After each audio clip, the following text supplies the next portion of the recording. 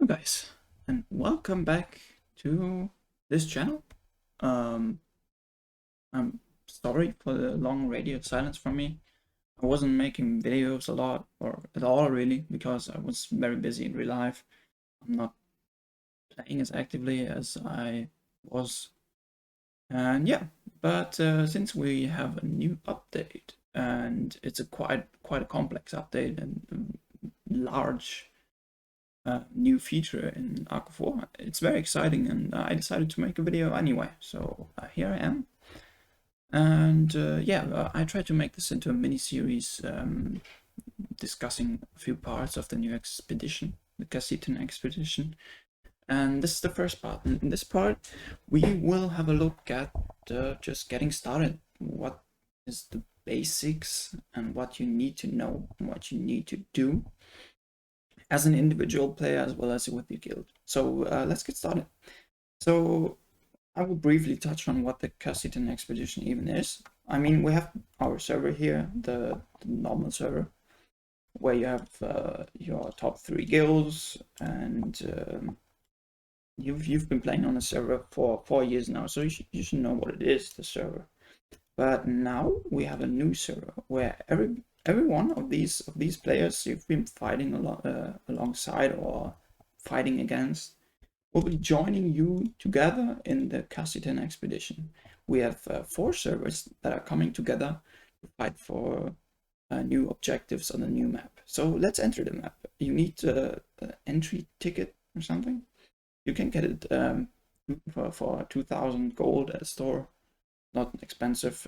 You will need to leave the Cassitan Expedition to play Galactic Campaign, but that's once a week. So it's basically just you have to re-entry every time you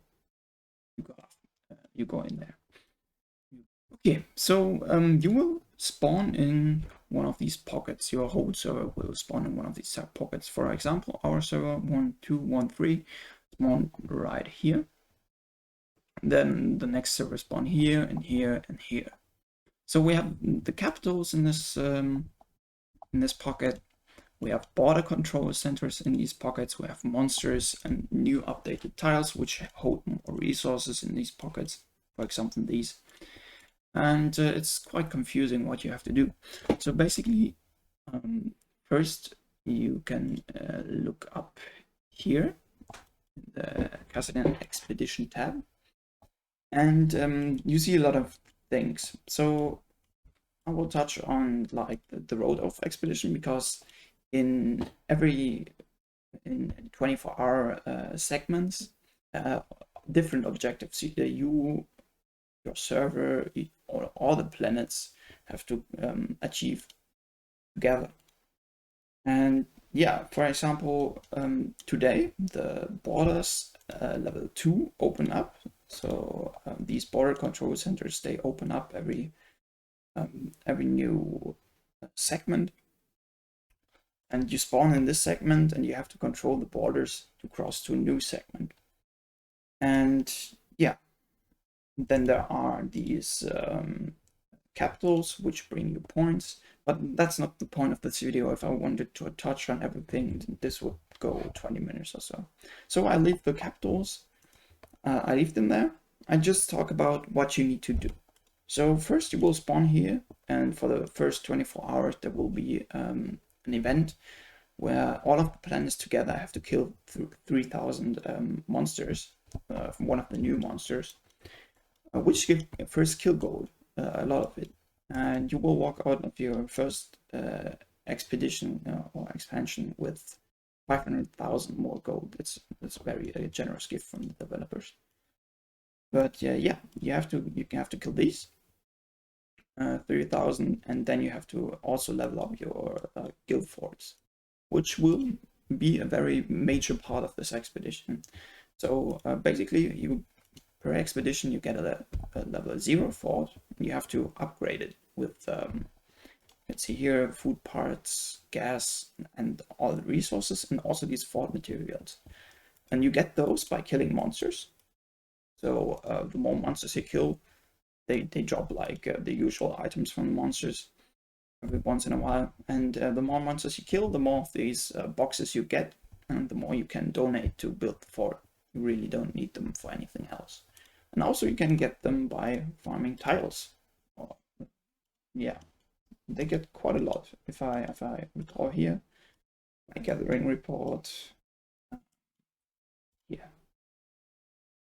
So you get 1 per 1 million, and if you have a big tile you farmed, like with 6 million food pots or anything else, you get 6 of them, and these add up. So farming tiles is a very good idea. They get more resources, and they give you materials to build the fort. And the fort is important because you have to move it to your objective. So you have a guild, and you have multiple guilds per server, obviously, like the top 3 or top 4 guilds can work in this, or have to work in this together. And they have to take the forts, and they have to move them to their objective. So this fort right here, it has a circle, just like on the server. And if a new objective, like a border control center or a capital, is within these in this circle, your guild can then attack border if it opens, because they have a cooldown. Every new segment they open up, like today the level 2 borders opened up, yesterday the level 1 borders opened up, and so on. So you have to move, you have to build your fort, and then you have to move your fort to the borders or the capitals you want to take. And once somebody, some guild from your home server took the border control, everyone in the server can pass it. Like these other ones, the other servers, if they can take a border control center, for example, this one, we can't pass it. But for example, our guild now holds this border and this border down here, and all of the other guilds on our server can pass through. And we did this by moving our fort right next to the border control center, and then we attacked it. And yeah, this is the next part I wanted to talk about, how to actually get control of these borders and how long does the control stay, what do you get for controlling it. So to attack these, there will be a bar. From the first attack, you have half an hour to completely decrease that bar, and the bar consists out of 100 armies, like Imperial Fort, for example. You have these armies as well. These ones, these are very simple armies, but they have gear and stuff, and they get increasingly harder. For example, we have here the garrison at wreckage. Where is it? Garrison. This is the first one. And my guild was already past the 50 mark, so we already killed 50 of the garrisons. You can send one march, and if that march kills the entire slot, like here, this army, if your army kills it, you have one army less. So 100 little armies you have to kill. And every time you beat one army, it gets decreased, and the next army will get increasingly harder. And at the end, we have, I think, T7 or T8 was the last one, I think. Reaper, right? Yep, that's the one. They upgrade to T8, and with more increased gear, like level 40 gear. And I can imagine that the border control centers even further down the line will be even harder to beat. So yeah, that's basically how to take border. Now, after you kill all of these little garrisons, it's just like taking a fortress, like sending your garrisons in and waiting for the timer to run down. However, enemy guilds can only attack it when their fort is in this circle too. So they have to move their fort here, and then they can attack. People from, for example, here we have MFY. They move their fort here to take this border control center, and since the fort is now here, they can't attack our garrison over here. They have to move their fort first, and this is true for all of your enemies as well. So the enemies have to move their fort from here to down here if they wanted to contest it. And this will be very interesting because later on, I mean, we have our little pocket here. We took all the two capitals. You have to do the whole thing with the fort again when you take a capital. So the people from our server will move their fort here to take this one.